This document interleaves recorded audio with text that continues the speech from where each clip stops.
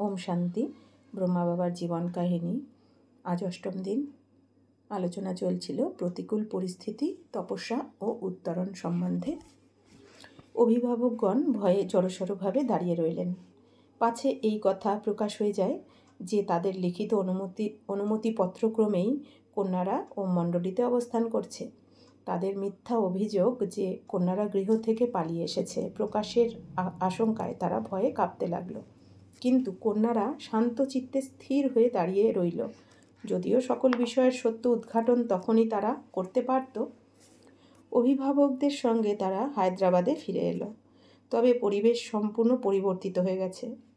আজ আর কেউ তাদের আদর্শ পালনে প্রতিবন্ধকতার সৃষ্টি করে না। তারা আপন আত্মীয় পরিজন সকলকে ঈশ্বরের মধুর সন্দেশ দান করতে লাগল। ইতিমধ্যে তারা যোগের নতুন পদ্ধতিও শিক্ষালাভ করে ফেলেছে। ফলে দিন প্রতিদিন সেবা উত্তরোত্তর বৃদ্ধি পেতে লাগল। গৃহকর্মের সকল দায়িত্ব বহন করার সাথে সাথে ঈশ্বরীয় সেবার প্রতি তাদের নিষ্ঠা সকলের শ্রদ্ধা ও ভালোবাসা আদায় করে নিল। অবশেষে সকল বন্ধন মুক্ত হওয়ায় ঈশ্বরীয় বিশ্ববিদ্যালয়ে স্থায়ীভাবে বসবাসের অনুমতি পাওয়া গেল এবং করাচির উদ্দেশ্যে রওনা হলো। ওম মণ্ডলী বিরোধী গোষ্ঠীর ব্যর্থতা ধূমায়িত হতে থাকল। ব্যর্থতার কালিমা মোচনে অবশেষে তারা পিতাশ্রী প্রজাপিতা ব্রহ্মাকে হত্যার পরিকল্পনা করল। কারণ তারা উপলব্ধি করল যে পিতাশ্রীর উপস্থিতির ফলেই তাদের সমস্ত পরিকল্পনা ব্যর্থ পর্যবসিত হয়। তাই তাকে সরিয়ে ফেলতে পারলে ওম মণ্ডলীর কার্যকলাপ অচিরেই বন্ধ হয়ে যাবে। ওম মণ্ডলীর বিরোধী গোষ্ঠীর একটি দল পেশাদার খুনির খোঁজে দিকে দিকে ছড়িয়ে পড়ল। অবশেষে হিমালয়ের পার্বত্য অঞ্চলে একজন কুখ্যাত পেশাদার খুনির খোঁজ পাওয়া গেল। সে আন্তঃরাজ্য অনেক খুনের মামলায় জড়িত। অনেক প্রচেষ্টায় তার সঙ্গে যোগাযোগ করা সম্ভব হলো। দীর্ঘ লম্বা শক্ত পেশি সম্বলিত রূঢ় চেহারার শিখ সে সকলের ত্রাসের কারণ ছিল। ছুরি তরবারি ও দেশীয় অস্ত্রশস্ত্র পরিচালনায় সে সিদ্ধহস্ত, নিষ্ঠুরতায় কংস সমান।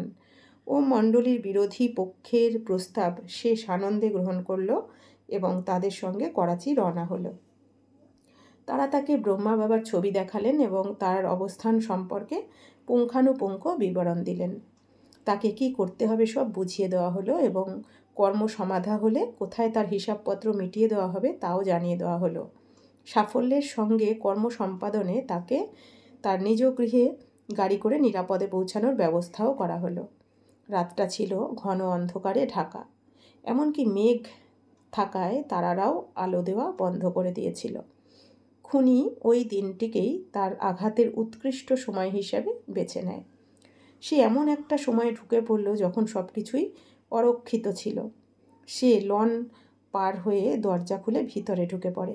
বিনা বাধায় পরিকল্পনা অনুযায়ী সে বাবার ঘরের সামনে উপস্থিত হলো। লক্ষ্যস্থল নিশ্চিত হওয়ায় সে উন্মুক্ত তরবারি সহ লক্ষ্য বস্তুর উপর আঘাতের জন্য দৃঢ় পদক্ষেপে এগিয়ে চলল। বাবা তার কাগজপত্র থেকে মুখ তুলে তার দিকে স্নেহের দৃষ্টিতে তাকালেন।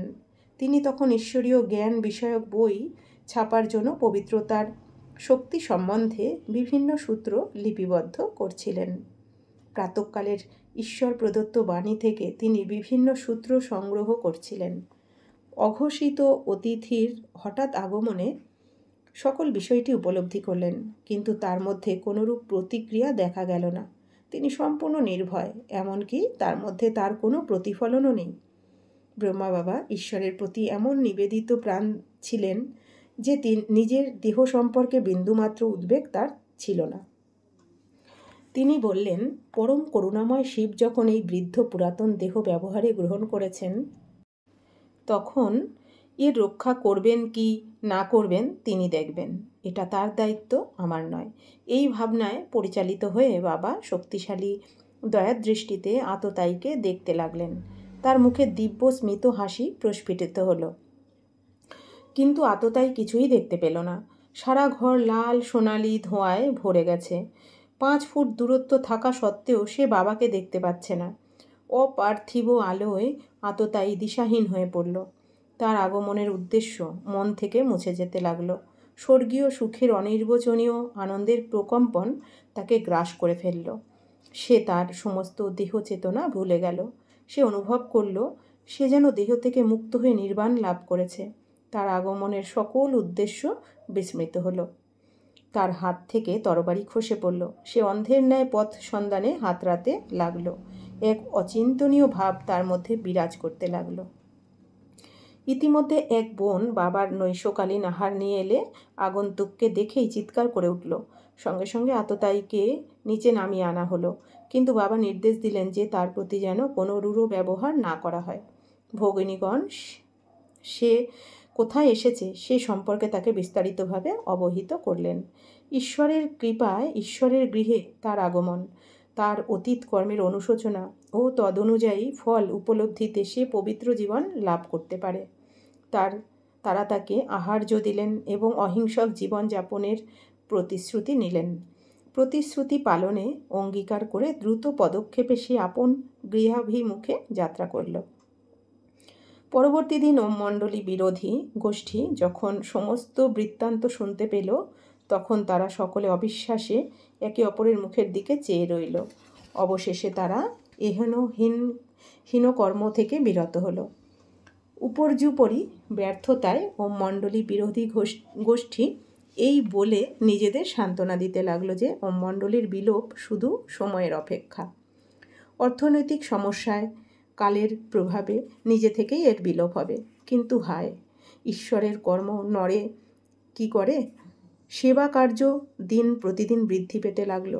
মাম্মা বাবার অপার স্নেহ, বলিষ্ঠ নেতৃত্ব বৎসগণকে অনুপ্রেরণা ও উৎসাহ দানে দিন প্রতিদিন এগিয়ে নিয়ে চলল।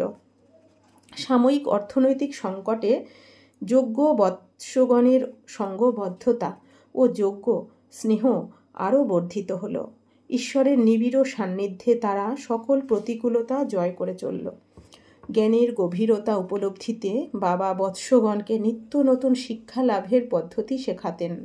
একদিন তিনি অন্তর্মুখিতার উপযোগিতা উপলব্ধিতে বৎসগণকে 1 সপ্তাহের জন্য মৌনব্রত ধারণে আজ্ঞা দিলেন।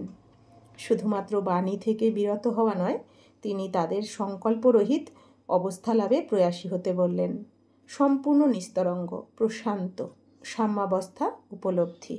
নতুন কার্যক্রমে নব উৎসাহে 300 যজ্ঞ বৎসের সকলে পরমানন্দে অংশগ্রহণ করল। যজ্ঞের সকল কর্মই দৈনন্দিন সূচি অনুযায়ী চলতে লাগলো। অথচ মনে হতে লাগলো যে দেবদূত সকল ধরায় অবতীর্ণ হয়েছে। তাদের ভাব বিনিময় হচ্ছে, কিন্তু ভাষা নেই। তারা আনন্দে নৃত্য করছে, কিন্তু কোনো বহিঃপ্রকাশ নেই। ঈশ্বরীয় প্রেমে মাতোয়ারা হয়ে গান গাইছে, কিন্তু শব্দরহিত। সকল কিছুই সূক্ষ্ম লোকের রূপ পরিগ্রহ করেছে। তাদের মুখমণ্ডল থেকে দিব্য শোভা প্রতিভাত হচ্ছে। সকল পরিবেশ শক্তিশালী ঈশ্বরীয় ভাবের অনুরণনে অনুরণিত। এমন অবস্থায় কয়েকজনের অদ্ভুত সাক্ষাৎকার হতে লাগলো। তারা সম্পূর্ণ স্থূল জগৎ বিস্মৃত হলো। তাদের আগত নতুন বিশ্বে উত্তরণ ঘটল। দাদি হৃদয় মোহিনীজির ভাষায়, গত 3 দিনের আত্মিক ভাব উপলব্ধির প্রয়াসের ফলে মন আপন সত্তায় কেন্দ্রীভূত হয়েছিল। ঈশ্বরীয় ভাব গ্রহণে তৈরি মন ধীরে ধীরে দেহ ছেড়ে সূক্ষ্মলোকে ধাবিত হতে লাগলো।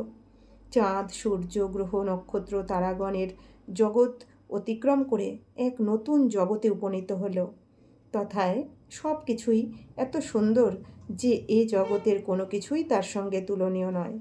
অনুপম মণিমুক্তাখচিত অট্টালিকা, অপরূপ বৃক্ষরাজি, সুশীতল মনোহর পরিবেশ, সর্বোপরি শ্রীকৃষ্ণ শ্রীরাধে বিরাজিত দেবকুল। এ সকল বিস্ময়ের ঘোর কাটতে না কাটতেই দেখি ব্রহ্মা বাবা আমার সম্মুখে দণ্ডায়মান। আরও উজ্জ্বল, দীপ্তিময়, স্নেহবৎসল ব্রহ্মা। প্রশ্ন জাগে, ব্রহ্মা বাবা এখানে এলেন কিভাবে? একই সময়ে উভয় স্থানে তার উপস্থিতি কিভাবে সম্ভব? তাই এই ভাবাবস্থা নিরসনে আমি মাম্মাকে আমার অভিজ্ঞতার কথা ব্যক্ত করলে তিনি বাবাকে আমার অনুভবের কথা জানাতে বললেন। বাবাকে এ কথা বলায় তিনি বললেন, বেটি, শিব বাবা জ্ঞানের গুরু রহস্য ব্যক্ত করতে চাইছেন, তাই তার সংবাদবাহক হিসাবে তোমায় নির্বাচন করেছেন। যদি পরে কোনো দিন তোমার এরূপ ভাবাবস্থা লাভ হয় এবং দেবদূত সম ব্রহ্মার সাক্ষাৎকার লাভ করো, তাহলে তার পরিচয় জিজ্ঞাসা করো। পরবর্তী দিন আমি শুরু থেকেই মনোসংযোগে প্রয়াস করতে থাকি। অচিরেই আমার ভিতর থেকে ডাক এলো। আমি দেহবোধ বিস্মৃত হলাম। দেহ ছেড়ে সূক্ষ্ম লোকে উড়ে চললাম। এবার এই ভাবাবস্থা 7 দিন ব্যাপী স্থায়ী হলো। তথায় ব্রহ্মার প্রথম দর্শনেই আমি তার পরিচয়ে জানতে চাইলাম। প্রীতিপূর্ণ নয়নে অদ্ভুত স্নেহে তিনি বললেন, বেটি, আমি অব্যক্ত সম্পূর্ণ ব্রহ্মা। তোমরা যাকে ব্রহ্মা বাবা বলে জানো, আমি তারই পূর্ণরূপ। ব্রহ্মার পূর্ণতা লাভে অব্যক্ত রূপে আমার মাধ্যমে প্রকাশিত। আমার এই ভাবাবস্থা নিরসনে বাবা স্থূল ব্রহ্মা এবং অব্যক্ত ব্রহ্মার পার্থক্য জানতে চাইলেন। আমি বললাম, বাবা, তিনি আরও উজ্জ্বল, দেবদূত সম, আলোকময়, সুন্দর। বাবা বলছেন, আমায় পূর্ণতা লাভে আরও গভীর তপস্যা করতে হবে। তাই দিন প্রতিদিন তিনি সাধনার আরও গভীরে প্রবেশ করলেন। ঈশ্বরও জ্ঞানের ব্যবহারিক প্রয়োগ বিষয়ে বিভিন্ন নির্দেশ সন্দেশবাহক বোনদের মাধ্যমে নিয়মিতভাবে প্রেরণ করতে লাগলেন।